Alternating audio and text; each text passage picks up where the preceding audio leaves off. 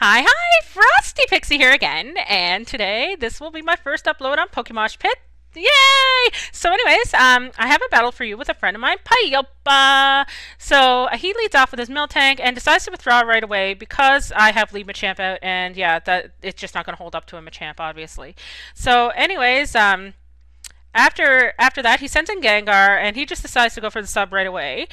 So I just go for the payback to break the sub because Ghost is 2 times weak, too dark, and yeah. So anyways, he puts up a sub again, and this leads me to believe he's very likely carrying a Pitaya Berry and trying to work down his own health to activate it. So I'm just going to keep going for the payback, keeping with that prediction at this point, because it is my best option. And so anyway, I continue to break the sub here, and here he's going to go for his final sub. And you're going to see that my prediction is correct, and the Pitaya Berry is going to activate. What he's probably not counting on is that, not only have I predicted that he's got the Pitaya Berry and breaking the subs with the payback, but I also carry Bullet Punch, so he's not going to get anything to do anything with that Pitaya Berry. So the Gengar is gone, which is fantastic for me, as you're going to see later on in the vid here. It really needed to be gone for my sweeper to be effective. So he sends in Crushfin, and yeah, I go for the Air Slash just to see how much it would do, and because it's stab, he goes for the Waterfall. Probably, also hoping for the flinch like I was. Both of us realize here that neither of us can really do a whole heck of a lot to the other, so he withdraws. Me predicting he would probably withdraw, and I just go right for the stab Air Slash here. Because I had no idea what he was going to send in at this point. So anyway, I go for the T-Wave there just to paralyze him. Just so I know that later on I've got the speed advantage on that thing, and hopefully if it goes to do anything crazy, it may get paraxed. So anyways, he gets a critical hit here. Or I get the critical hit there with the Air Slash. He just got one before that with the Hammer Arm. At this point, I know Lucas is not really worth withdrawing and saving at this point, but if I could get a few flinches off, I might be able to kill this thing. Unfortunately, I don't. He goes for the Hammer Arm, and that's enough to take me out. So bye-bye, Lucas. You did a great job. So in comes Daddy, and yeah, so anyways, he sends in his Miltank, and I basically just wanted to get the Stealth Rock up, which was fantastic, and I figured he'd switch out once Daddy went in there, and he does. And so I send him a champ, and he predicts my switch. He gets his Stealth Rocks up as well. He's going to withdraw because he can't take a Dynamic Punch with that thing very well. So anyways, I go for the Dynamic Punch, and I get it on Crushfin here. So that's great because that thing is confused now, and Swampert can be a beast to deal with. And so him being confused is actually very, very beneficial for me. So anyway, I didn't really know for sure what he was going to do here. He hurts himself in confusion, which is, awesome. Doesn't really do anything worth talking about, but it's awesome. So he's going to withdraw, and he's going to send in this Stalker. So I just go for the Stab Surf here. It didn't really do a whole bunch, but, it's better to get some damage in than none when you don't know what's coming out. So anyways, he goes for the Pursuit here. I kind of expected it, but either way it was going to hit, and I really needed to get something else in there. So anyways, I sent in Joshy, my Snorlax, and yeah, so anyways, basically my hope here is just to be able to get him to start setting up for the sweep. But unfortunately, he has Confuse Ray, and I'm going to hurt myself in confusion. I decide to stay in and see what else I can, see if I can pull off some setting up here. But again, he's got, this is a very different set. He's got Screech on this thing. It drops my defense like insane here. And yeah, so I'm not going to stay in at all. I'm just going to, withdraw at this point because it's just not worth it. And he's going to see that coming, obviously. And he's going to go for the Pursuit. And unfortunately, it is going to crit. And yeah, that kind of causes me some problems, but I'm pretty convinced that I can bring him in later on like a free switch and still do quite well, which is, awesome for me. So anyways, he goes for the Confuse right here, and this thing is just gonna, just gonna cause me a lot of problems, this Umbreon here. So anyways, I just go for the Earthquake to get some damage in on this thing. And yeah, so anyway, he withdraws the Stalker, which is awesome, because I was really getting sick of looking at the thing, and he sends in his Crushfin. I decide to withdraw as well, and I send him a champ. And yeah, so anyway, we restore HP and blah blah blah, and I go for the dynamic punch here, and that is awesome because he's got the confusion now, and he's down to next to no HP. So I'm like, yeah, win. So he goes for the stab waterfall here. I was pretty sure I could do quite well against that, but then he gets the crit.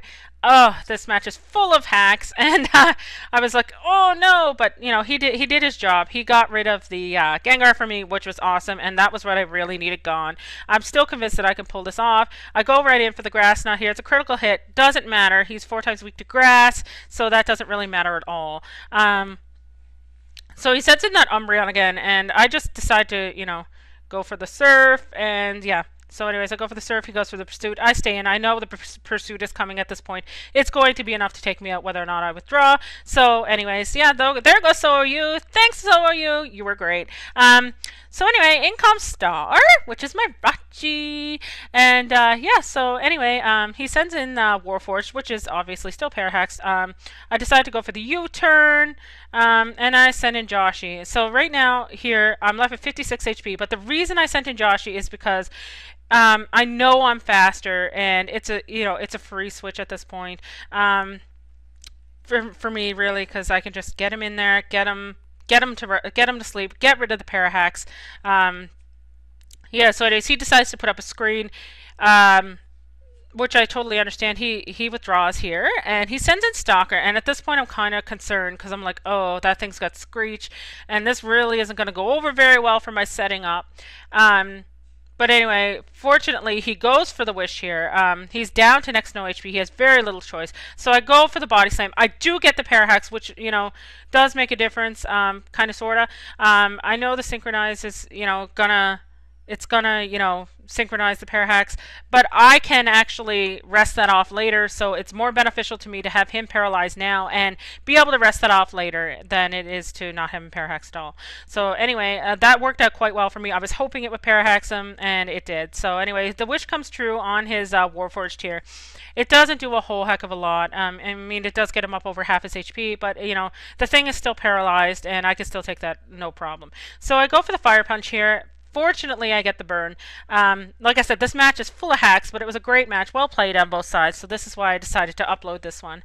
I send in Joshi, and he goes for the T-Bolt, which isn't going to do a whole heck of a lot. This guy is pretty close to max in both defenses.